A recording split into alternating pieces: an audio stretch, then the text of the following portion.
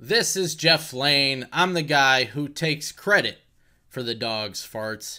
I am here to show you what I am now doing on my Patreon channel. I am reviewing Raw and SmackDown every single week on Patreon. And if you don't care and you don't want my Raw thoughts or my SmackDown thoughts, then why are you here? My name is in the frickin' title. So why waste your time clicking on a video that you don't care about? There's better things to do than spend your time and get angry over Jeff Lane talking about Raw and SmackDown. Like, there's a nice Shantae sale going on PS4. Check that out. It's a good video game series. But anyway, I've talked with my Patreon members, and they were cool with me releasing these two videos this week, free on YouTube for everybody to see. Trying to spread the word of what I'm doing on my Patreon, which originally started as just my video game platform. You can watch me play a lot of video games on there, new games from the NES all the way up to new generation consoles, and you can watch me suck it up at a lot of games, especially ones that I've never played before playing for the first time. But while you're here today, my Raw and SmackDown reviews from this week, I'm going to play them both right here for you in their entirety. If you would like to check these out or support me and see stuff like this every single week, plus video game videos, check me out at patreon.com/JeffLane22. Hope you enjoy. Alright guys, 2 weeks in, I'm naming this show the Stupid Effin' Raw Review. Because when I got up this morning, I said to myself, oh my god, I have to go watch Stupid Effin' Raw. I said the word. I say the word a lot watching the show. I didn't want to say it on here. I don't know if you guys got kids or whatever that may hear this. So, we'll just go with effin' for now, but you know what it stands for. So let's get into this show. Kurt Angle opens up, sticks to the ultimatum that he announced from the pay-per-view. Says if Brock Lesnar doesn't show up, he's going to strip him right now. So of course Paul Heyman comes out, and Angle says, either Brock comes out right now, or I'm stripping him of the title. So then Heyman goes on to some things about challenging for the UFC and wanting to represent the WWE universe by wearing the Universal title at UFC. So then Kurt Angle says, well, Brock will defend at SummerSlam or he's no longer champion. He just said, if he doesn't come down the ramp, I'm stripping him of the title. So now 30 seconds later, if he doesn't defend at SummerSlam, I'm stripping him of the title. So Bobby Lashley comes out, Drew McIntyre comes out, and Drew says that phase one was that he came back to WWE to make sure that that Intercontinental title stays around the waist of Dolph Ziggler. Well, Drew, when you got to WWE, Dolph Ziggler was not the Intercontinental Champion. So how could that have been your phase one goal when you came to WWE to make sure the belt stayed on Dolph Ziggler when he didn't even have it? This is why I say a lot of F words when I watch Raw, because they write this stuff into the script that doesn't make any freaking sense. Like, they don't even know their own history, and it's not like Drew came in 2 years ago, and they're having, like, you know, a memory lapse when they're writing it. Ah, crap, was Dolph the champ? I don't remember. Well, we're too lazy to look it up. Let's just have them say it. This has only been a few months, and they can't even get that right. So then Seth Rollins comes out, and Elias comes out, and Finn Balor comes out, and they all want shots at Brock. And then Roman Reigns comes out, and he says he doesn't care about Brock, he just wants to fight someone tonight. This is the guy that has only cared about Brock, only cared about getting screwed, only cared about getting the Universal Championship. Now all of a sudden, when everybody's out there asking to be in the match with Brock with Kurt Angle, this guy doesn't care about the Universal Championship. He doesn't care about Brock. He just wants to fight tonight. Does that make any sense to anybody? This is the type of stuff that we talk about every single week that makes no sense. Why would Roman Reigns not care about Brock and just want to fight some random guy tonight? Well, that doesn't matter. Kurt Angle puts him in the triple threat matches anyway. The guy just said, I don't care about Brock. Yeah, well, you know what? You lost last night. We'll put you in the triple threats anyway. So then Kurt Angle, Baron Corbin backstage. I don't even remember what they said. Probably wasn't anything important. Then we have the first triple threat match, Reigns, McIntyre, and Balor, and Reigns wins, so he advances to the second match, which is next week, to see who faces Brock. The guy that didn't even care, that didn't want to be in this, he's now in the final match. Then we go back to Bayley and Kurt Angle. Kurt Angle wants a counseling report from Bayley, And he says if they cannot get along, that one of them will be traded to SmackDown. Now let's look at this from 2 points of view, okay? One of you will be traded to SmackDown. I got it written right down. That's exactly what he said. Okay. So is he saying that like that's a punishment? Like that's an awful thing to happen? I thought SmackDown was WWE as well. It's just as good of a company as Raw would be, right? But you're telling your person that you're going to trade them there if they can't get along, and Bayley looks all dejected. So what does that do for SmackDown? You're telling your audience right there that's a punishment to send somebody to SmackDown. And then if you look at it from the other side in the storyline, SmackDown would just be like, okay, all right, fine, trade them here. We'll just take them. Like, they don't have a say in the matter. Kurt's going to trade one of them to SmackDown, and SmackDown's just going to take them no matter what. There's no logic put into this stuff. This is why I called it stupid effing Raw when I woke up this morning, like that I knew I had to watch it. So then we have a Dolph Ziggler in-ring, and he comes out, and Bobby Roode comes out. And then he said, he's going to be at a comedy club telling bad jokes. Okay, like you just did? Like, that was an awful joke. They can't even, insult people right. They do the thing that they're trying to insult the people of. Let's have Bobby Roode insult Dolph Ziggler for being a comedian, and we'll say he tells bad jokes. And then they have Bobby Roode tell a bad joke to do it. Doesn't make any sense. So they booked their own match. Michael Cole tries to cover it by saying that, well, referee's coming down, so that means that Kurt Angle sanctioned it. Okay, so Kurt Angle sanctioned this title match. Well, now all of a sudden Dolph Ziggler says it's not a title match. He's not going to defend it. Okay, so did Kurt Angle sanction that too? When the referee was running down to the ring, did Kurt Angle say, yes, we're going to go out there, it's going to be a non-title match because I'm pretty sure Dolph's going to say he doesn't want to defend the title. Michael Cole couldn't even cover that one because he's probably sitting there realizing how freaking stupid this was. We got a little Lashley promo backstage after he shadow boxing, then a stupid Bobby Roode Mojo Raleigh thing, and you're supposed to be glorious. Imagine taking the time to write this out. Like, what is this supposed to be accomplishing? Is this going to start a big Bobby Roode Mojo Raleigh program, and it's all coming from this, and you're supposed to be glorious, laughing in his face, so Bobby Roode just stands there looking like a puss? Tyler Breeze versus Mojo Raleigh. Of course Mojo Raleigh goes over. Tyler Breeze, because Fandango's injured, not on TV. He's back in his old gimmick, doing the Prince Pretty stuff with the selfie stick in the same outfit. So, okay, he's not Fashion Police anymore just because Fandango's on the shelf. This shit didn't get over the first time. So, why are you putting him back? He can still do the one-man Fashion Police. They had him do that crap with the... whatever they are, the Riot Squad backstage that one week, but now he's back to Prince Pretty. Okay, sure. So then we have Bayley and Sasha, because they have to get along, in the tag match against Dana Brooke and Alicia Fox. It's a DQ. Did anybody see Alicia Fox, paintbrushing Bayley on the ground? Look, I don't normally critique in-ring work. That's not what I did. I did creative stuff. But look at these slaps on the back of her head. I mean, seriously, it's like she's just waving her hair back and forth. So then we have this awkward Sasha and Bayley backstage where it ends up with Sasha saying, I love you. Okay, there, I said it. And walks off.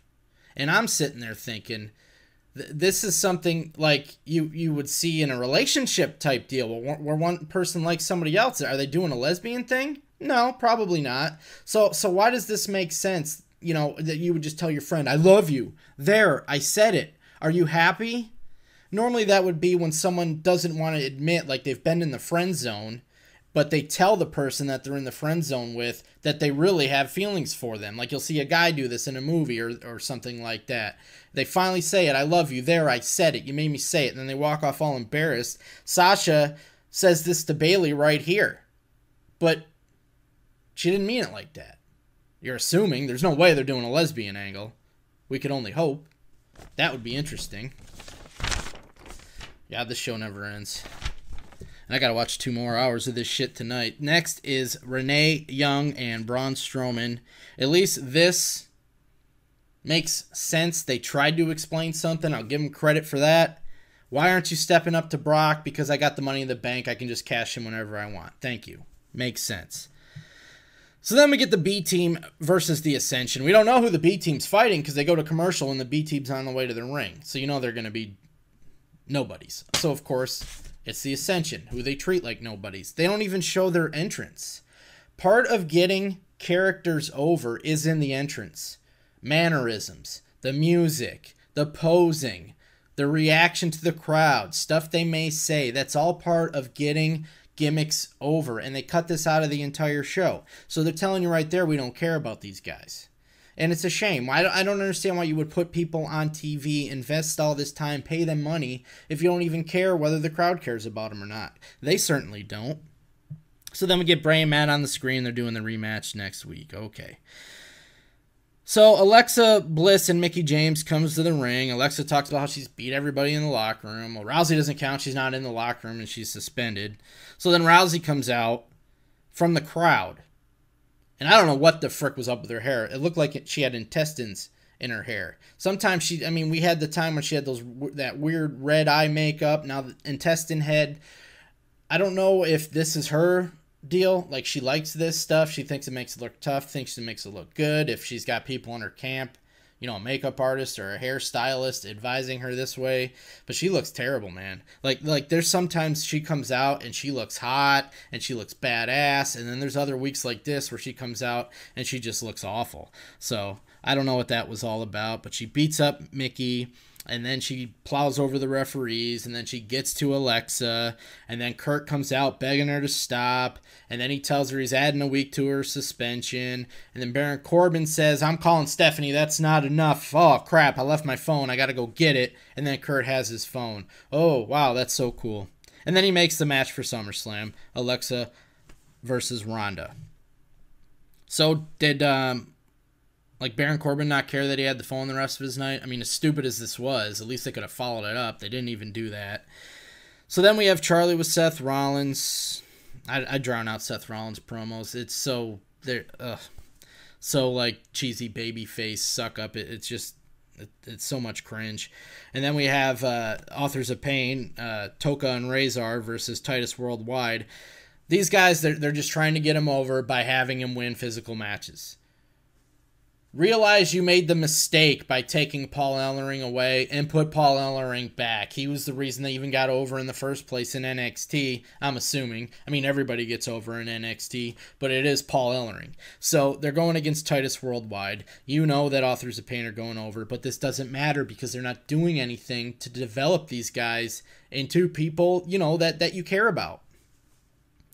So then we have the No Way Jose conga line that cuts in front of the Riot Squad. This was great writing. Oh, so Liv Morgan takes glasses, puts her on her head. People are writing this stuff.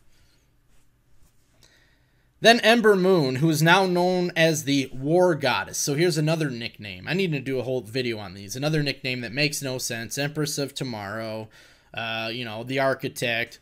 Now we got the War Goddess. None of this shit makes any sense. Has nothing to do with them. They never explain it. She goes against Sarah Logan. Okay. We find out in this match, she's not a hillbilly anymore. She's a Viking. So they're talking about all her Viking heritage out of nowhere. She's got some tribal paint on. All right, she's not being the hillbilly. Imagine like picking up a Superman comic, okay? Like, you open up the Superman comic, all of a sudden he's not from Krypton anymore, he's from Mars. But that's what WWE does. They just change stuff with no explanation. We have a backwoods hillbilly, now she's a Viking with zero explanation like the very next week. It doesn't make any sense. So Sarah Logan goes over because I guess now that she's a Viking, she's going to get a big push. Okay. I guess a War Goddess is not going to get the big push. And then the finale, the triple threat, Elias, Bobby Lashley, Seth Rollins. Lashley goes over, so now we're going to get Lashley and Reigns again. Next week, winner faces Brock. I'm telling you, don't be surprised if somehow there's a schmaz or something and this ends up a triple threat. All right, I can just see it now. It's going to be a triple threat because I think they want to put the belt on Braun with the cash in, which I don't have an issue with that. But I don't know. I just feel like this is going to be a triple threat. Either way, we got to go to Lashley and Brock. I mean, Roman and Brock has been done so many freaking times. Just sick of it. Everybody's sick of it. Just give us Lashley. But this show sucks. I talked longer than I wanted to, guys. I wanted to do this under 10 minutes, but I guess there's an hour more of crap to go through than I got to go through on SmackDown, which I got to watch tonight. That review will be up tomorrow. But thanks for watching, everybody. I already forgot what I called this show. The stupid effing Raw review. But I'll see you next time, guys, right here. What's up, everyone? Welcome to this SmackDown Live review. Unfortunately, I watched another 2 hours of WWE television. You can check out what I thought of the first 3 up on my stupid effing Raw review. Let's get to SmackDown. Jeff Hardy opens up. The creepy eye thing never gets old with me. I don't know, I could look at that thing all day, be creeped out, and enjoy it at the exact same time. But, of course, he gets a rematch for the U.S. title with Shinsuke Nakamura. Can we stop with the rematch clauses, please? It's like you have to beat the champion twice to keep the belt. And you know they're not going to win the second one. They're not going to win it back. And then that person, even if they do, then that person would have a rematch clause. And then they'd fight again. I'm just tired of the cheap way to redo a pay-per-view main event so you don't have to be creative on the next night's show. You know that they're not changing the title back, so it's just a complete waste of freaking time. I'm tired of the rematch clauses, seeing the same matches over and over and over again. And also, can we stop with the my stuff? My championship, my ring, my house, my show, my ass. It gets old. Everything my championship. So then we have Renee Young with Shinsuke Nakamura, and guess what? Now this is his title. But I thought it was Jeff Hardy's title. He just said it was my title, but now Shinsuke's saying it's his title. So the first match, AJ Styles versus Andrade Cien Almas. Non-title, of course, because that makes sense. You know, champions wrestle, but their belts aren't on the line, so what's the point of the match? But then we're told AJ Styles was confronted by Zelina Vega for this match on WWE.com. Can we not see it? Can we not see this, please? Show, don't tell. I feel like I'm playing a text-based video game or listening to a book on tape. And yeah, I know I can go to WWE.com and see it. They said it 1,000 times. But why am I going to do that? Because I have to either A, pause the show, go to my phone or my computer, go to WWE.com, go through it, find wherever the clip is, watch it, then go back to SmackDown, or wait till after SmackDown and watch it when who gives a shit at that point anyway. And forget the fact that I already have to watch 5 hours of this shit every week. You think I'm going to go search out more to watch? What they should be doing is putting as much of this stuff into the show as they can. As many different characters, as many different scenes. Make the show move. Don't let it drag. When you tell us stuff and we don't see it and things drag on and matches drag on, the entire show drags on. Give me the pace. Show me the different things. Show me Zelina Vega talking to AJ Styles. Don't let me listen to Tom Phillips tell me about it. And I know, you know, some people might be sitting there saying, you know, Jeff, is this really that big of a deal? Well, yeah, it is. Because all of this little stuff adds up. So after all this, we have a match. And at the end of the match, I'm asking myself, what was the point of this match? When they wrote this match, what was the point? To have a good match? Okay. We know that stuff doesn't sell. I don't know how they don't know it. Good matches never sell. I look at this match, and what did this do for AJ Styles? Nothing. What did this do for Andrade Cien Almas? Nothing. I mean, do they think because he almost beat AJ Styles or he went a certain amount of minutes with AJ Styles that he is now over more than before? No, he's not. Because we still don't know anything about this freaking guy. He just wrestled a match and lost. Why am I going to like him more because of that? After that, we have Aiden English apologizing to Lana. And I swear that her accent changed from sentence to sentence. Now, I don't know if they're doing this on purpose or what the deal is, but the only way you can logically make me believe that all of a sudden she has an American accent, the character, of course, the only way you're going to make me believe that is if that she was faking it the whole time when she was doing the Bridget Nielsen stuff. But that's just lame. They're looking for a reason, I'm assuming, for her not to have to do the accent anymore. So right now they're just going with the route, well, F it, we'll just slip in and out of it. And maybe people won't notice when she starts speaking with an American accent the full time. And then what was with Aiden English telling her that I owe your husband so much? For what? What has Rusev done for Aiden English? Let him come out and sing? How many championships has Aiden English won because of Rusev? It's stuff like this that I'm sitting there scratching my head. It's like, how can you write this line when there's no substance behind it? What could the character of Aiden English possibly owe Rusev for? And then we had Becky Lynch versus Mandy Rose. And Mandy Rose's entrance, the best part of the show. And now, it's the best part of this show.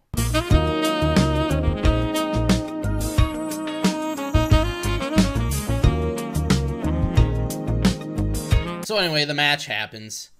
Becky goes over, of course. You see these finishes coming a mile away. Then she cuts a promo, and the Becky Balboa stuff is back, and all the kids are wondering what the hell she's talking about.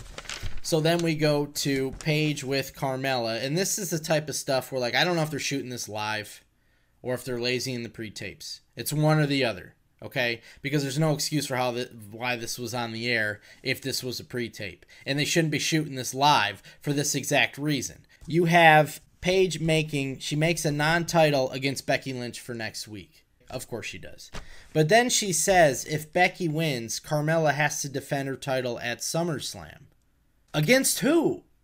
We find out later it's supposed to be against Becky, but she should have made this clear here. So either she forgot to say this in the live tape, or she forgot to say it in the pre-tape, and the producers were like, F it, we're not going to reshoot it anyway because we're too goddamn lazy. So you have to fix this. This should not be shot live. This should be shot beforehand, so this type of stuff doesn't air. And if it was shot beforehand, shame on them. Shame on them either way for letting this happen. So we do find out that it's going to be Becky. Later on, they tell us. If Carmella loses to Becky in a non-title match next week, she'll have to defend the title against Becky at SummerSlam. So now, let's look at this progression of what it takes to become a champion in the WWE. All right, first, you have to beat the champion to get a shot at the champion's belt. Then, you have to beat the champion to get the belt. Well, we know they got a rematch clause, so then you have to beat them again to keep the belt. You have to beat them 3 times in a lot of these cases. This is overkill with these matches, and it doesn't make any sense. There's no stories involved with any of this stuff. It's just an excuse to stretch out a feud with 3 matches because they don't know what the hell else to do. The Ty Dillinger R-Truth thing backstage, that was kind of creative. I'll give him credit for that. Could have ended a little better, but listen, the R-Truth stuff is always funny, it seems. Like, it always gets over, but it's like once every 3 months we'll see him. I don't know why this stuff we don't see all the time. I remember when he thought he was in the Money in the Bank match and he wasn't. That was one of the funniest things I've ever seen. But they get something that's good and they either screw it up or we don't see it anymore. And then the ad of all ads airs. 50% off championship belts tonight. As if there aren't enough grown men already walking around at these events with belts on their shoulders. Now how many are there going to be? So we go to Samoa Joe versus Ty Dillinger. And then we see footage from WWE.com from last week. So maybe next week we'll finally see the Zelina Vega AJ Styles footage from this week. Samoa Joe goes over, of course. Another predictable match. Again, what did this do? What did this do? Samoa Joe won a match against a nobody because they don't do anything for Ty Dillinger, so he means nothing. So Ty Dillinger didn't gain anything in this loss, and Samoa Joe didn't gain anything in this win. So again, what was the point of this match? Then the funeral for Team Hell No. You guys, listen, you got to understand, the stuff I'm criticizing is the creative. I'm not criticizing The Miz here, okay? But this just dragged on. And my ADD kicked in the middle of this, and I got distracted on my phone watching a video of Toto's Africa that somebody put on YouTube, but rearranged it so all the lyrics were in alphabetical order.